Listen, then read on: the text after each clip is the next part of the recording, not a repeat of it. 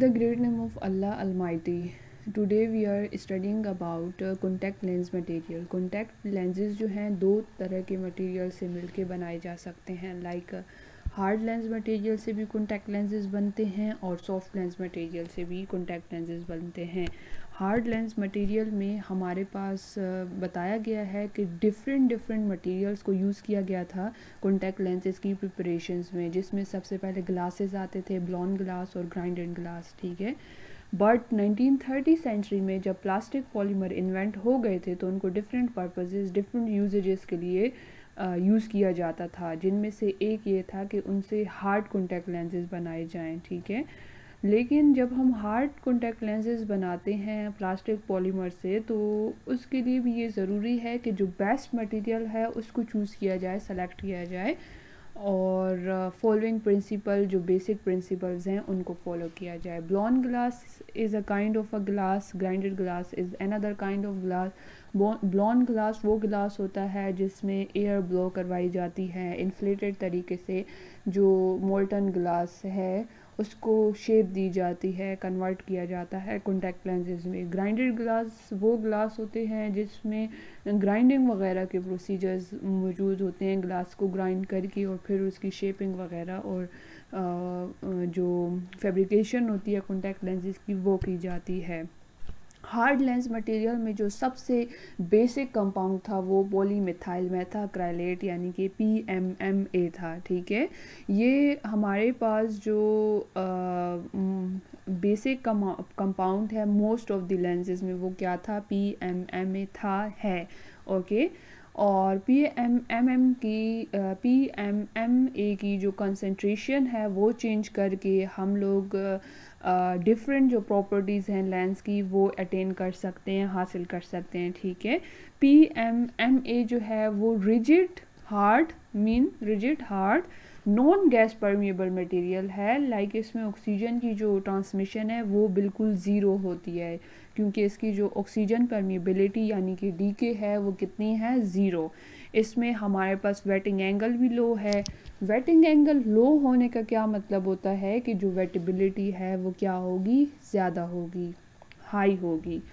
इसमें optical transparency भी high होती है और मशीन एबिलिटी भी जो है वो क्या होती है, इजी होती है, लाइक इनको बनाना जो है, फॉर्मेशन जो है इनकी वो इजी होती है। और आई के अंदर जो टॉक्सिक रिएक्शंस हैं वो ये नहीं देता, ये इनटॉक्सिक है आई के अंदर, ठीक है। ये डिफरेंट प्रॉपर्टीज़ हम पहले डिस्कस कर चुके हैं तो इनको दोबारा से डिस्कस नहीं करेंगे। हाई ऑप्टिकल ट्रांसपेरेंसी मीन कि लो वेटिंग एंगल है तो मींस वेटेबिलिटी ज़्यादा है, तो वेटेबिलिटी जब ज़्यादा होती है तो टीयर जो है हमारे पास, लाइक लेंस में लेंस वेटेबल है, ठीक है, तो वो अलाउ करता है कि जो टीयर है वो इवनली पूरी जो आई है और जो लेंस है उसके ऊपर स्प्रेड हो जाए, जिसकी वजह से जो ऑप्टिकल ट्रांसपेरेंसी है वो मिलती है, लाइट ईज़िली आई के अंदर चली जाती है और रेटिना के ऊपर फोकस हो जाती है और जितने भी रिफ्रैक्टिव एरर्स वगैरह हैं उनकी करेक्शन जो है वो हो जाती है। तो हाई ऑप्टिकल ट्रांसपेरेंसी इसमें मौजूद है, लाइक लाइट ईज़िली जाएगी और जो भी सिस्टम है, जो पाथवे है उसको फॉलो करेगी और इमेज की फॉर्मेशन करवाएगी। नेक्स्ट हमारे पास CAB यानी कि सेलुलोस एसीटेट ब्यूटायरेट है।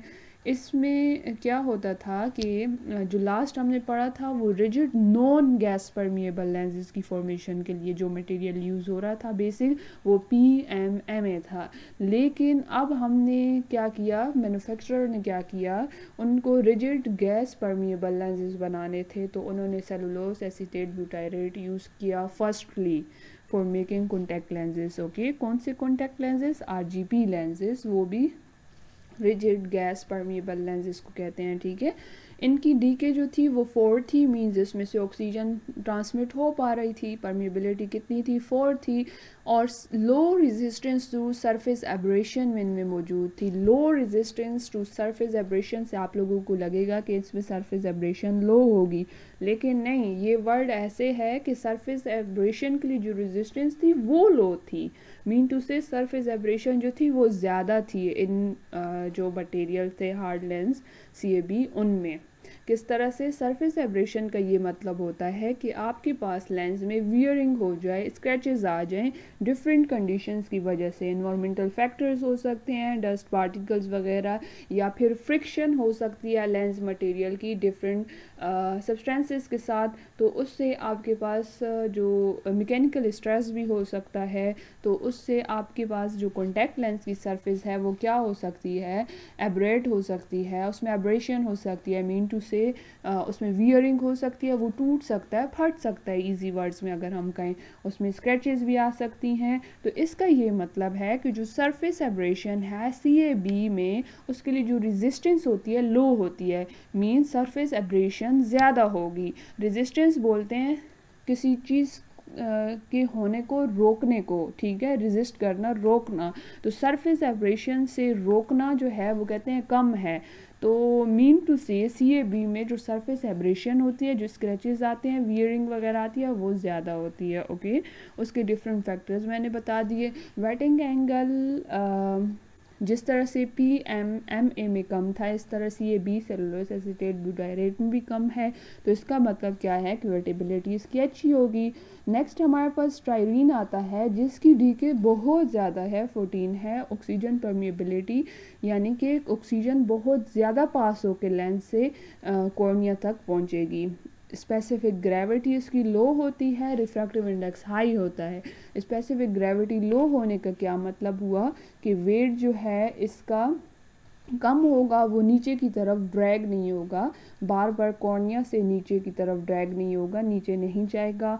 मास और वेट वगैरह के जो सारा बैलेंसिंग सिस्टम प्रॉपर्टीज़ में हमने डिस्कस किया था, उसको अपने माइंड में ले आए, ठीक है। रिफ्रैक्टिव इंडेक्स ज़्यादा होने का ये मतलब है कि जो बैंडिंग कैपेबिलिटी है इस मटेरियल की, स्टाइरीन की, वो ज़्यादा है, वो लाइट को ज़्यादा बैंड करवाएगा। बैंडिंग कैपेबिलिटी कि लाइट को बैंड करवाने की कैपेबिलिटी, ओके, वो ज़्यादा है, ताकि रिफ्रैक्टिव एरर अच्छे से करेक्ट हो जाए, विजन आपको क्लियर मिले, ठीक हो गया। और ये स्टाइरीन जो है मेनली हाइब्रिड लेंसेज को बनाने के लिए यूज़ होते हैं। और हाइब्रिड लेंसेज कौन से लेंसेज होते हैं? जो कि हार्ड प्लस सॉफ्ट लेंसेज का मिक्सचर होते हैं, मीन टू से जो कि हार्ड और सॉफ्ट लेंसेज को मिला के बनते हैं। ऐसे लेंसेज वो लेंसेज होते हैं जिनका सेंटर जो है वो रिजिड होता है, और जो पेरिफ्रीज होती हैं, पेरिफेरियल पोर्शन होता है, वो क्या होता है, जो हम कहते हैं पेरिफेरी रिंग, वो सॉफ्ट होता है, ताकि आपको शार्प विजन भी मिले हार्ड लेंसेज सेंटर में होने से, और जो सॉफ्ट लेंसेज हैं उसके साथ कंफर्ट भी मिल सके, ठीक हो गया। मेन ड्रॉबैक क्या है? ब्रिटलनेस है इनमें, क्योंकि ये सॉफ्ट हैं साइड से, तो ये आसानी से टूट जाते हैं। नेक्स्ट साइलोक्सेन मेथाक्राइलेट है, ये कॉमन गैस परमिएबल लेंसेज हैं, ठीक है। ये सारे अब हम जो पढ़ रहे हैं गैस परमिएबल लेंसेज हैं। सबसे पहला PMMA कॉन्टैक्ट लेंसेज हमने पढ़े, वो नॉन गैस परमिएबल थे, रिजिड थे बट नॉन गैस परमिएबल थे। इसमें क्या होता है हमारे पास कि जो साइलोक्सेन मेथाक्राइलेट में क्या होता है, ये गैस परमिएबल लेंसेज हैं such as CAB and styrene, but PMMA जो कि नॉन गैस परमिएबल होते हैं, ठीक है। और ये बाकी सब जो हम पढ़ रहे हैं ये क्या है? गैस परमिएबल लेंसेज हैं। इनकी जो डीके वैल्यू होती है वो हाई होती है। डीके में बार बार बता रही हूँ, ऑक्सीजन परमिएबिलिटी की बात करें, यानी कि जो ऑक्सीजन की ट्रांसमिशन है वो क्या होगी, इनमें हाई होगी। और जो वेटिंग प्रॉपर्टीज़ हैं इनकी क्या होती हैं? वो लो होती हैं। अगेन लो वेटिंग प्रॉपर्टीज़ मीन वेटेबिलिटी ज़्यादा, वेटिंग एंगल कम। जितने ज़्यादा सिलिकॉन ऑक्सीजन सिलिकॉन बॉन्ड्स होंगे उतनी डीके जो है वो ज़्यादा होगी। क्या मतलब? सिलिकॉन जो है खुद एक हाईली ऑक्सीजन परमिएबल एलिमेंट है, जो कि ज़्यादा से ज़्यादा ऑक्सीजन को आई के अंदर लेके जाता है। इसके अलावा सिलिकॉन ऑक्सीजन सिलिकॉन जो बॉन्ड है उसमें ऑक्सीजन भी ज़्यादा मौजूद है, तो ज़्यादा से ज़्यादा ऑक्सीजन जो है वो कॉर्निया तक लेके जाएंगे साइलोक्सेन मेथाक्राइलेट कॉन्टैक्ट लेंसेज, ओके। फिर हमारे पास कहते हैं कि जो वेटिंग कंपोनेंट है उसको हम इम्प्रूव कर सकते हैं अगर हम उसके अंदर मेथाक्राइलिक एसिड जो है वो ऐड कर। जो हमारे पास मेथाक्राइलिक एसिड है वो एक हाइड्रोफिलिक इन नेचर होता है, ठीक है। अगर हम वो साइलोक्सेन मेथाक्राइलेट के साथ ऐड कर लें तो जो साइलोक्सेन मेथाक्राइलेट कॉन्टैक्ट लेंसेज है उनमें क्या हो जाएगी, जो वेटिंग कंपोनेंट है वो इंक्रीज़ हो जाएगा, ठीक है। और लेकिन जो डीके है वो डिक्रीज़ हो जाएगी। डीके मतलब ऑक्सीजन की जो ट्रांसमिशन है, ऑक्सीजन परमिबिलिटी वो डिक्रीज़ हो जाएगी मेथा एक्राइलिक एसिड ऐड करने से। क्यों? क्योंकि साइलोक्सेन मेथा एक्राइलेट से कॉन्टैक्ट लेंस बना हुआ है, उसमें आपने मेथा एक्राइलिक एसिड डाल दिया जो कि हाइड्रोफिलिक इन नेचर है, उसका वेटिंग कंपोनेंट तो इंक्रीज़ हो जाएगा लेकिन ऑक्सीजन परमिबिलिटी जो है, ऑक्सीजन ट्रांसमिशन जो है वो कम हो जाएगी। क्यों? क्योंकि जो डेंसिटी है कॉन्टैक्ट लेंस की वो इंक्रीज़ हो जाएगी मेथाक्राइलिक एसिड डालने से, लेंस थिक हो जाएगा, इसलिए वो ज़्यादा ऑक्सीजन को पास होने के लिए नहीं छोड़ेगा। और इसके अलावा जो साइलोक्सेन मेथाक्राइलेट कॉन्टैक्ट लेंसेज हैं जिसके ऊपर हमने क्या ऐड किया, मेथाक्राइलिक एसिड जो कि हाइड्रोफिलिक इन नेचर है ऐड कर दिया, तो जो एम्प्टी स्पेसेस थे कॉन्टैक्ट लेंसेज में उसको मेथाक्राइलिक एसिड ने फिल कर लिया। अब ऑक्सीजन के लिए जगह ही नहीं बची कि वो अंदर कॉर्निया तक जा सके, ठीक है। इस वजह से कहते हैं कि मेथा एक्राइलिक एसिड ऐड करने से डीके तो डिक्रीज़ हो जाती है बट वेटिंग कंपोनेंट जो है वो इंक्रीज़ हो जाएगा। नेक्स्ट हमारे पास फ्लोरोसाइलोक्सेन एक्राइलेट एंड पॉलीमर फ्लोरोईथर हैं जो कि फ्लोरो बेस्ड यानी कि फ्लोरीन बेस्ड कंपोनेंट्स हैं, ठीक है। जो फ्लोरोसाइलोक्सेन एक्राइलेट से बने हुए कॉन्टैक्ट लेंसेज होते हैं उनकी भी डी के वैल्यू जो है हाई होती है और डिपॉजिट रेजिस्टेंस हाई होती है। डिपॉजिट रेजिस्टेंस हाई होने का क्या मतलब कि डिपोजिशन कम होगी।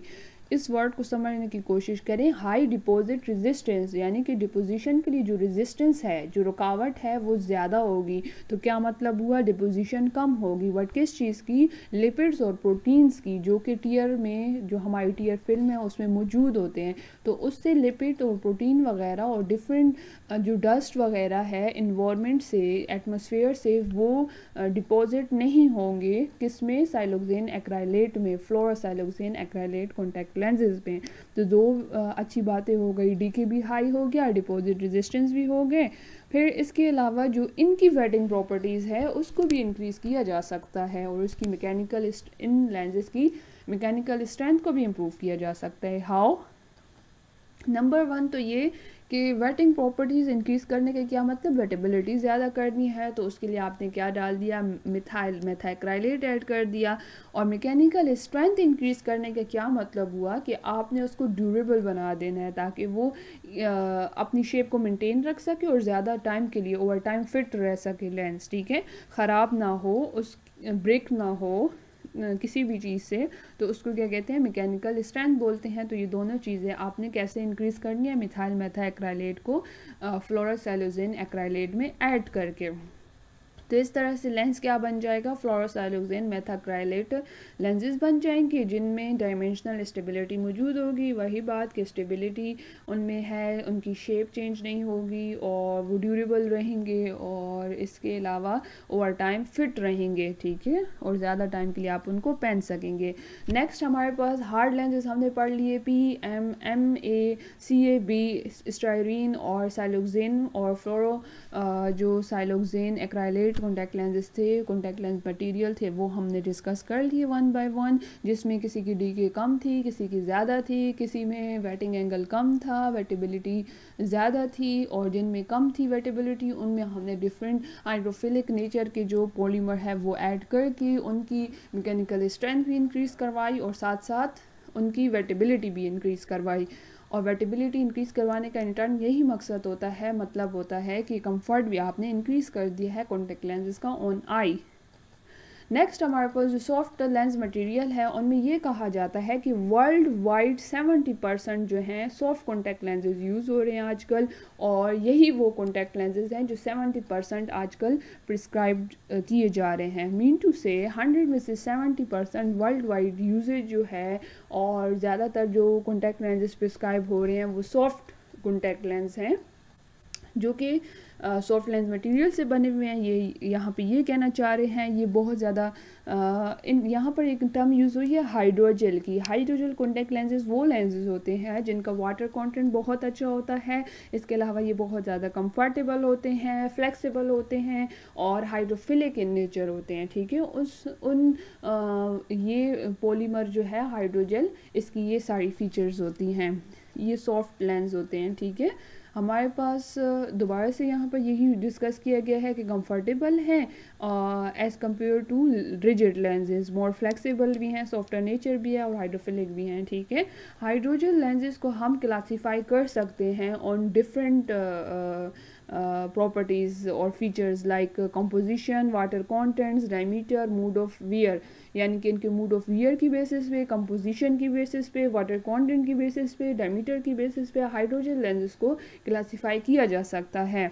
इसके अलावा हमारे पास जो है ये वो पॉलीमर्स होते हैं जिनमें ये कैपेबिलिटी मौजूद होती है कि लार्ज अमाउंट ऑफ जो वाटर है उसको एब्जॉर्ब करें, ओके।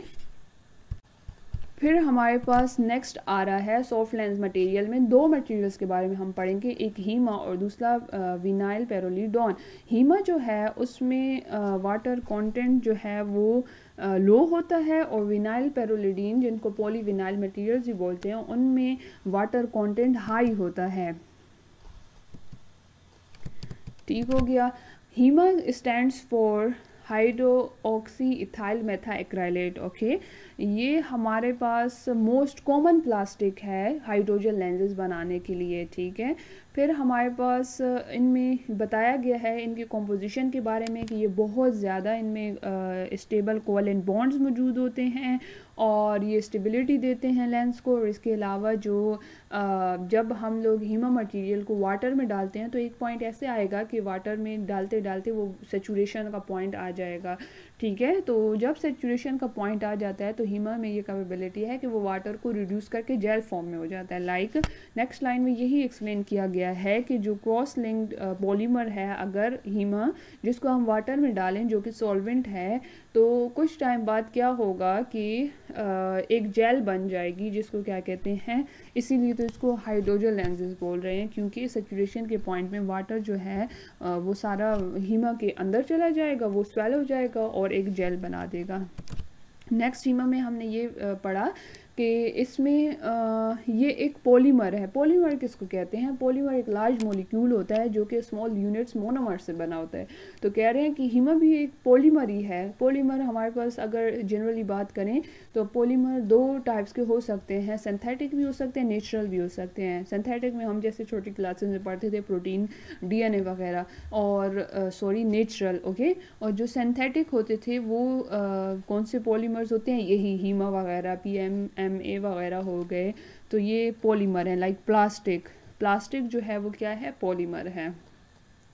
कहते हैं अगर हीमा को हम डिहाइड्रेट कर लें तो वो PMMA यानी कि पॉलीमिथाइल मेथा एक्राइलेट लेंस जैसी प्रॉपर्टीज़ देगा, क्योंकि वाटर हमने निकाल दिया तो वो PMMA की तरह हो गया, हार्ड एंड ब्रिटल, सख्त और जो टूट सके, ठीक है।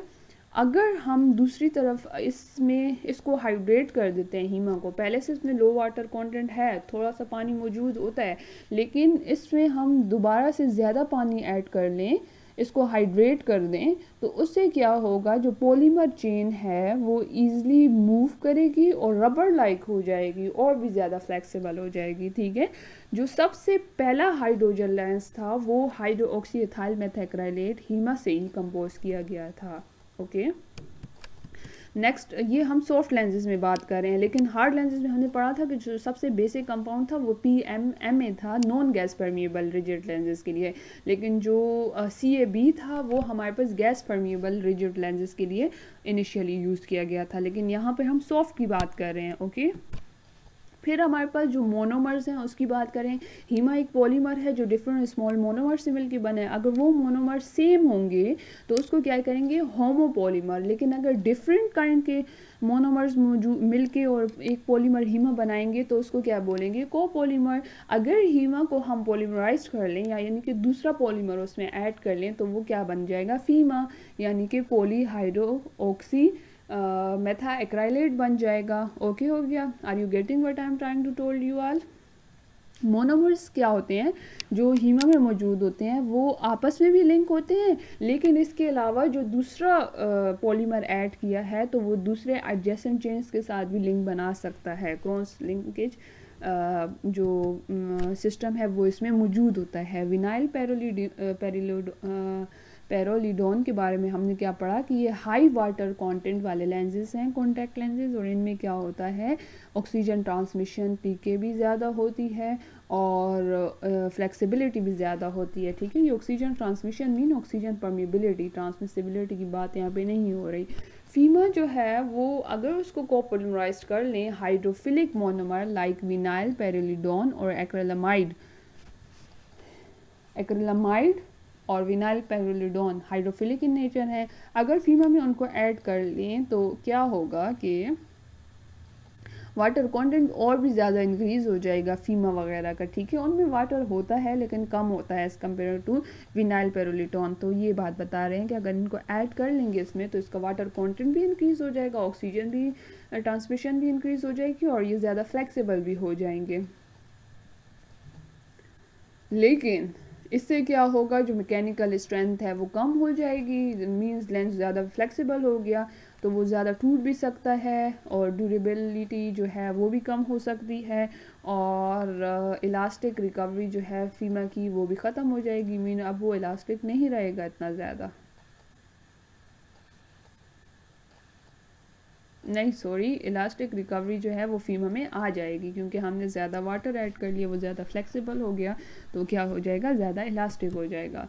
सॉफ्ट लेंस मटेरियल में हम अगर फीमा को ले लें जिसमें पहले से वाटर कम है और हम और ज़्यादा वाटर कंटेंट को रिड्यूस कर देते हैं किस तरह से कि उसमें हम कोई हाइड्रोफोबिक मोनोमर को ऐड कर लें, उसके साथ उसको कोपोलिमराइज्ड कर लें। कोपोलिमराइज्ड का क्या मतलब हो गया कि डिफरेंट पॉलीमर्स को हम ज्वाइन करवा रहे हैं तो इसलिए इसको कह रहे हैं कोपोलिमराइज्ड। ओके, तो लाइक मिथाइल मेथा एक्राइलेट को ऐड कर दिया यहाँ पे हमने, तो इसमें वाटर क्या हो जाएगा, कम हो जाएगा।